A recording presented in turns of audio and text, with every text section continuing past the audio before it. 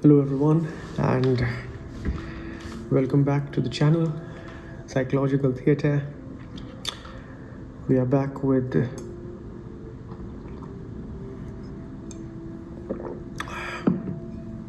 another interesting discussion about our own life. And today, I would like to share with you something that I have observed myself quite recently, and I thought it would be nice to share with you guys this straight, even though we have some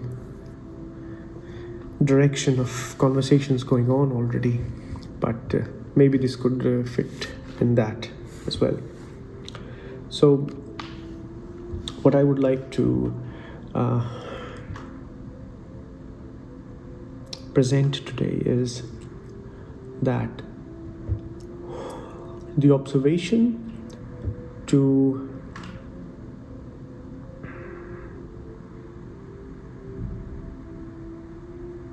confirm or to see that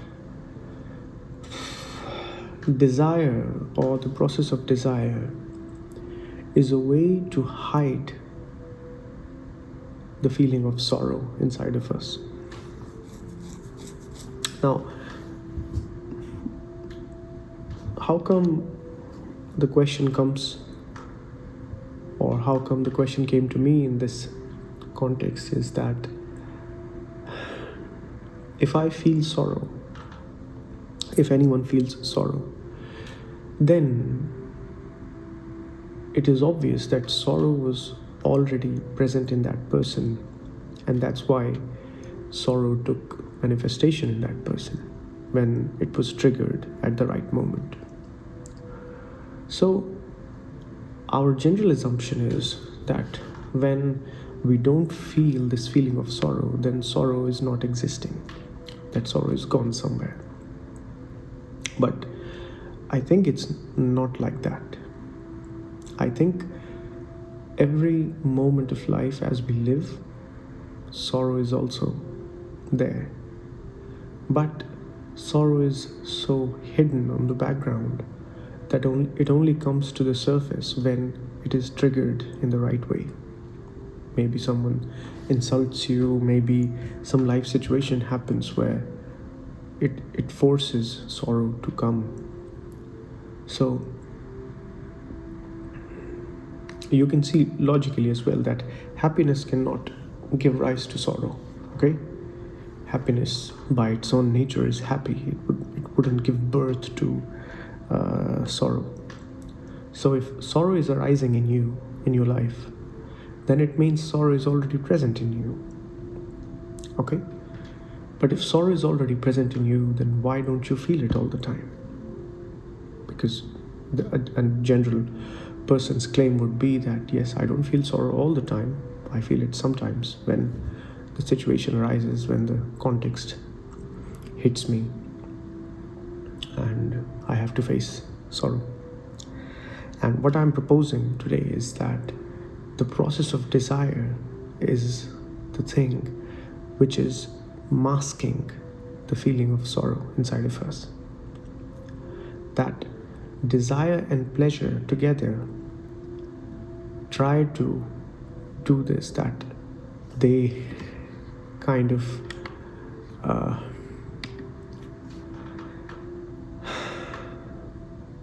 hide this feeling of sorrow which is inside of us. But sometimes when something really bad happens, then this sorrow takes manifestation and we start feeling it really inside of us and we feel the pain. So sorrow is always there, but it's just a bit dormant, you can say. And the reason it feels dormant is because desire is always masking it, always hiding it. Desire then eventually brings pleasure. So the mind is busy in desiring and pleasure. And the reason the mind is busy in that is because it wants to hide the active fact of sorrow. Because it's not possible to live with sorrow all the time. it will be very difficult for someone to live with sorrow all the time. Now, this is one solution to fix sorrow, and that is to hide it. And the hiding is done by desire and by pleasure. So every day when I'm living, I desire 10 different things, 20 different things, so that I'm busy in the process of desire. Okay? And eventually I get as well some things, because if I desire 20 things, I end up getting 5 of them, 7 of them, and that gives me the moments of pleasure, obviously. So desire and pleasure together are hiding the feeling of sorrow inside of us. Okay? So the way to test it would be to not fall in the trap of desire and pleasure. Okay? Now, we are not saying that you should force yourself to not desire, or you should force yourself to go against your pleasure and create a kind of a trauma for yourself. This is exactly not what I'm suggesting. Okay? So I want to be very clear about it already. What we are suggesting is that can we conduct maybe a small scale experiment, let's say for a day, where you do your usual responsibilities, whatever, going to the office and everything, but you find these small instances of grabbing pleasure, and these small instances are always triggered by a desire. Okay? It could be getting your favorite thing to eat, which you do every day. When you go to the office, maybe you have some routine of having that coffee all the time and this and this. Okay? So one aspect could have is that it can have a physical impact on you, because you haven't had that food, that coffee, that drink today, because you stopped yourself. But another thing is that we want to observe the psychological effect of it. We are not talking about the physical effect of it. So what happens when you say, okay, I want to check that if I keep the process of desire aside, okay, or in other way you can say, if I don't fulfill my desire, then do I have sorrow? Okay? If by not fulfilling your desire you don't have sorrow, then it means that those desires were not actually affecting you. They were just, part of living in general. But if not having the desire starts to affect you, and the effect will happen naturally, you don't have to do anything special for it. If you start feeling sad that you are not getting all those things, then in a way you are exposing the sorrow which is hidden inside of you. Okay? So instead of always running with desire, always running for pleasure, can we conduct an experiment of a day or 2 days where you observe that you're desiring those things, but you gracefully accept that you are not fulfilling that desire, and it's not a burden on you. It's not that you're torturing yourself. You just want to see what happens when you don't fulfill your desire. Okay?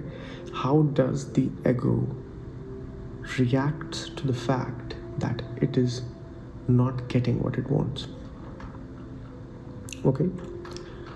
Now, if you discover sorrow in that case, then that could be an evidence that desire and pleasure are masking or hiding the fact of sorrow. And if that comes out to be true, then literally existing and living every day is full of sorrow. Okay? It only doesn't appear to be sorrowful. The daily life doesn't appear to be full of sorrow because sorrow is hiding behind desire and pleasure principle. And when the right moment comes, you are hit by something really bad, and then the sorrow comes out, because then even the desire and pleasure principle cannot stop it from coming out. Okay, you lose something you really cared for, and that creates a sorrow. Now at that moment, even if I tell you, hey, here is your favorite food, enjoy and don't be sad, that favorite food will not give you that happiness, because the sorrow is so strong, the loss is so big that the sorrow eventually comes out. Okay, so what we are trying to suggest is that happiness cannot create sorrow. A state of neutral, a state of being neutral cannot create sorrow. Sorrow exists, it means sorrow appears or manifests, it means it's already existing inside of you. So don't think sorrow was not existing and it just came all of a sudden. Okay, sorrow was existing, you were just not aware of it because you were busy with desire and pleasure. So try to test this in your daily life, that try to stop yourself, okay, not forcefully, not in a torturing way, but for the sake of an experiment, just like you would experiment that what happens if I stop eating sugar. Okay, how does my body behave? What if I stop drinking coffee? In the same way, can we test that what happens if I do not give my ego, my mind, what it always wants? Okay, because then I'm asking my mind to stay with what it already has. Okay, to accept what it already has, to stay with it. And is the mind okay to stay with what it has? Or does that very fact of not being caught up in the cycle of desire and pleasure, does that expose the hidden sorrow inside of you? And if it does, then wouldn't it be more logical and sensible to fix the sorrow instead of hiding it?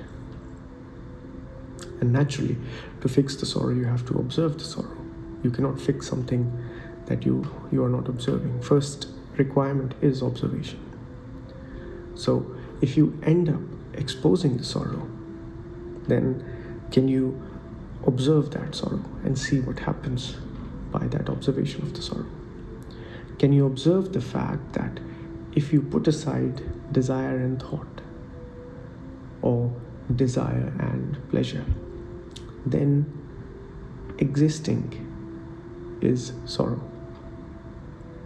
Can we verify that fact? Can we check that fact? Can we observe that fact?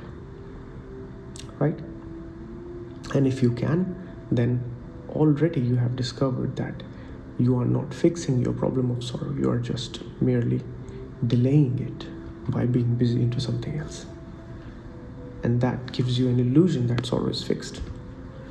But sorrow is still there, waiting for you to make a mistake, waiting for something wrong to happen, and then a big explosion can take place. So please try this, and I hope I was able to make it clear. It's a little tricky, but still you can observe it. And again, I would be very careful, and that's why I'm repeating it again, that you're not to torture yourself, you're not to force yourself. Okay, you have to do it as a game, you have to do it as an experiment. Okay, see what happens. So I hope it was helpful, and I will see you in the next video.